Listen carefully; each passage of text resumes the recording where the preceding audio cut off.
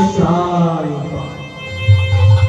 প্রকৃত ভক্ত যে হয় সে কিন্তু এই চতুর্বর্গ ফল চায় না। সে জানে এই চতুর্বর্গ ফলের উপরে যার একটা ফল আছে সেটা কি না, সেটা হলো উত্তম ফল পঞ্চপুরুষত্ব প্রেম। হরি বল। একদিন ভগবান কৃষ্ণচন্দ্র গীতায় অর্জুনকে বলেছিলেন, অর্জুন আমি মুক্তি রূপে কাতর নই, কিন্তু আমি ভক্তি রূপে কাতর হই। আমার কাছে যদি কেউ মুক্তির কামনা করে আমি সঙ্গে সঙ্গে তাকে মুক্তি দান করি, কিন্তু আমার কাছে যদি কেউ ভক্তির কামনা করে আমি যে সহজে তাকে ভক্তি দান করি না। কেন সখা, কেন তুমি তাকে ভক্তি দান করো না? অর্জুন, যে মুহূর্তে আমি ওকে ভক্তি দান করব সেই মুহূর্তে সে আমাকে ভক্তির লজ্জা আবদ্ধ করে দেবে। আমি যে তখন ভক্তের কাছে বদা করে যাই, আজ আমি নির্মল ভক্তের মনে বিক্রয় হয়ে যায়। তাই আমি মুক্তি রূপে কাতর হই, কিন্তু ভক্তি রূপে কাতর হই।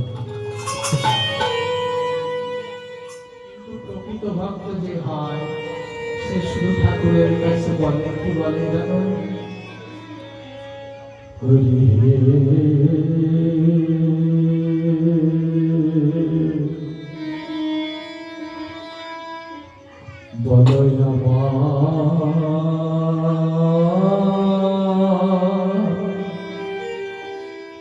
সেই দিন কবে